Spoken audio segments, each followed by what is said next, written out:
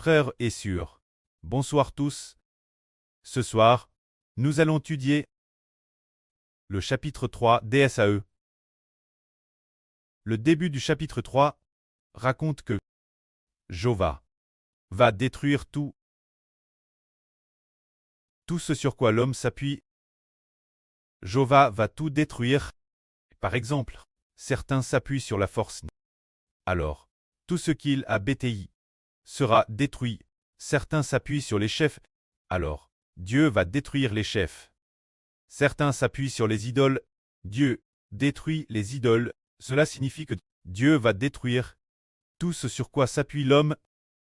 Alors, pourquoi tout ce sur quoi s'appuie l'homme, Dieu doit-il le détruire? Le précleste veut seulement que l'homme s'appuie sur lui. Il ne veut pas que l'homme s'appuie sur autre chose que Jéhovah, en dehors de lui. Lisons ensemble. Jéhovah Dieu détruisant Juda et Jérusalem. Que détruit-il? Lisons. Le livre d'Esaü, la première partie du chapitre 3. Voici. Le souverain Seigneur, Jéhovah des armes, Jéhovah, va retirer de Jérusalem et de Juda tout appui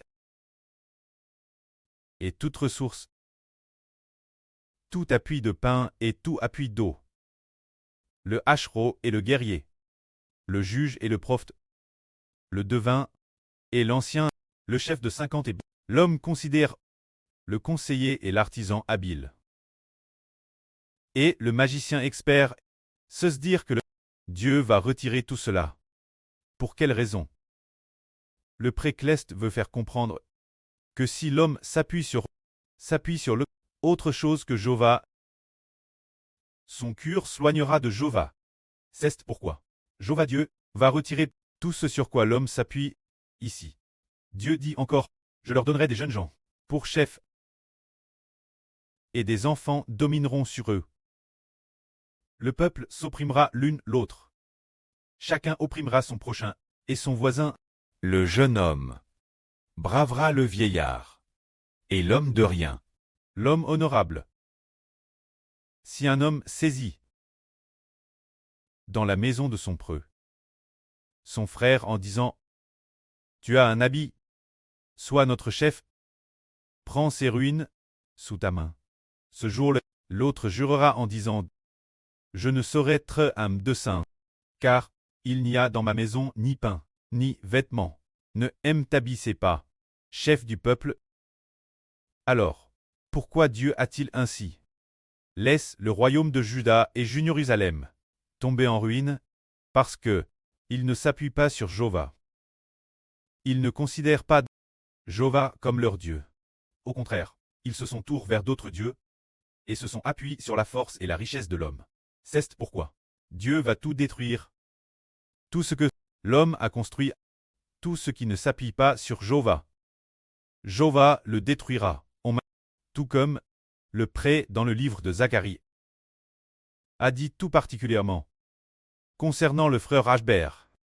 Se dire, en ce qui concerne le frère Heber, appelant un homme du nom de Zorobabel, cet homme préfigurant le frère Heber. Disant ces paroles, l'adresse de Zorobabel. Ce n'est ni par la puissance, ni par la force, mais par mon esprit. Ce qui revient dire, Zorobabel, qu'il doit s'appuyer sur l'esprit de Jéhovah. Pour Zorobabel, il était un descendant de David, et de plus, son statut était si lève, et il est devenu le gouverneur de la province de Juda, celui qui parmi les Juifs avait le statut le plus lève. Pourtant, le prêtre lui a dit, ce n'est ni par la puissance, ni par la force, mais c'est par l'Esprit de Dieu que de grandes choses s'accompliront. Juste après, le prêtre a dit encore Zorobabel. Grande montagne, qui es-tu? Devant Zorobabel, tu seras aplani. La grande montagne ici fait référence aux grandes nations, et Zorobabel préfigure le frère Ashber qui construit le temple. Cela signifie que les grandes nations devant Ashber ne sont rien devant Ashber. Toutes ces grandes nations seront aplanies. C'est ce que Dieu a dit. Et aujourd'hui, c'est le même principe pour nous. Le précleste retire de Jérusalem. Le chef de 50. Le chef de 10. Juge. Retirant tout ce sur quoi l'homme s'appuie. Peu importe ce sur quoi l'homme s'appuie. Dieu le lui retire. Voulant faire comprendre aux gens. Voulant enseigner aux habitants de Juda et de Jérusalem de comprendre que absolument tout en dehors de Jéhovah, n'est pas ce sur quoi nous pouvons compter, mais que nous devons uniquement compter sur notre Dieu.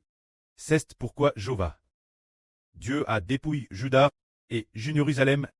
Maintenant, regardons le passage suivant, qui dit « La ruine de Juda, quoi est-elle due? C'est parce que ils se sont opposés Jéhovah. Tout comme il est dit ici.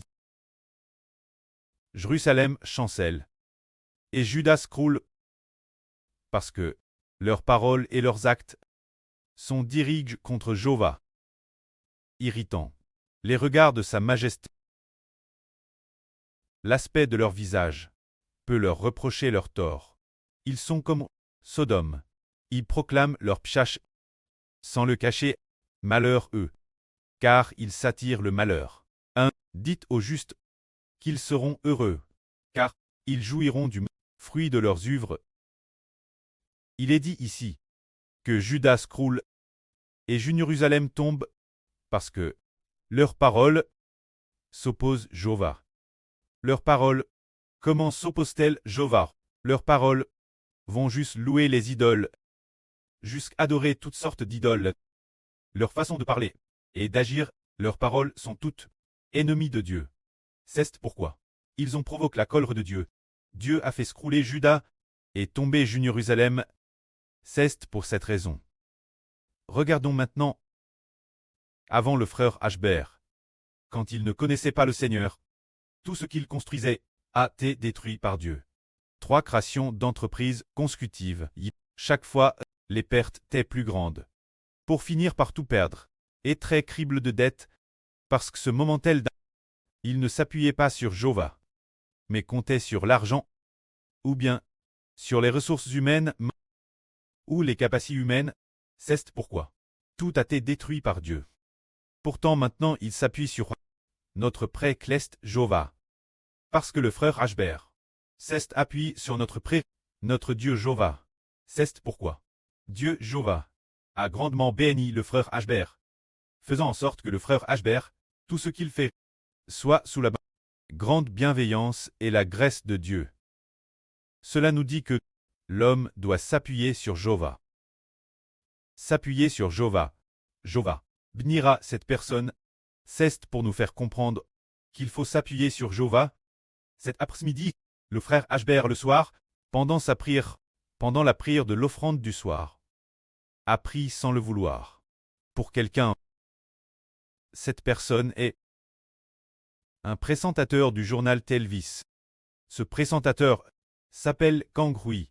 Son mandarin est un TRS standard, au point qu'auparavant, quand le frère Ashbert étudiait, pour passer le certificat d'aptitude l'enseignement, il fallait passer le test de mandarin. Le test de mandarin, et pour ce test de mandarin, il fallait prendre l'accent du présentateur du journal, Kang Hui comme référence. Mais, plus tard, le frère Ashbert s'est dit ce moment tel, waouh, l'accent de Kang Hui. Le mandarin qu'il parle est si standard, sans aucun défaut, qu'il la trouve impressionnant. Mais, ces jours-ci, frère Ashbert voit que Kang Hui quittait l'origine jeune et beau. Maintenant, bien qu'il continue, dans le journal Telvis Sinwen Lianbo, travailler comme présentateur, sa voix est encore plus belle qu'avant. Mais, il utilise sa bouche, pour faire quoi? Il utilise sa bouche, comme un vase sans honneur. Avec une si belle voix, il utilise pourtant sa bouche, pour présenter le journal Telvis, pour servir la politique de cette Chine. Mais il ne sait pas utiliser sa bouche, pour louer le Seigneur, louer le précleste. C'est pourquoi il s'est appuyé sur sa propre capacité, bien qu'il ait obtenu, dans le monde, aux yeux des Chinois, cette sorte de noble fonction. Mais, aux yeux de Dieu, après sa retraite dans quelques années, il ne sera rien. Quand le PCC s'effondrera, et que le chaos mondial prendra fin, s'il n'accepte pas le Seigneur, il n'obtiendra toujours rien. Cela signifie que s'appuyer sur sa propre éloquence, s'appuyer sur sa propre capacité, pour prospérer. La fin, tous seront détruits par Dieu. Mais, si quelqu'un s'appuie sur Dieu, laisse Dieu l'aider. En faisant de son appui sur Dieu sa gloire, afin de chanter les louanges de Dieu. Alors le précleste Jova bâtira cette personne, tout comme dans ce monde, toutes les nations et tous les peuples. Il en va de Madame.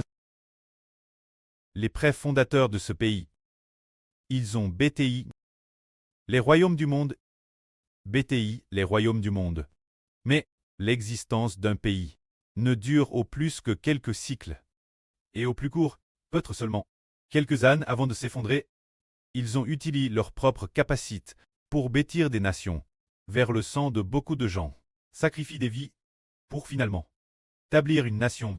Mais peu de temps après, Dieu va la détruire. C'est parce qu'ils se sont appuyés sur leur propre capacité et intelligence. Pour bâtir le pays, c'est pourquoi il est détruit par Dieu. Mais, pour ce qui est des frères et sœurs ordinaires, bien qu'ils n'aient pas beaucoup de capacité, ni de talent, ils savent pourtant s'appuyer sur Jova, et tout est fait pour servir Jova. Croyant que servir Jova est certainement la bonne chose à faire. Alors, nous sommes très désireux de servir le précleste, et nous désirons ardemment, après avoir servi le précleste, nous appuyer sur le pré et le Seigneur, pour que la fin, nous recevions la bénédiction du pré et du Seigneur, et que la fin, ces enfants, soient établis dans la noblesse.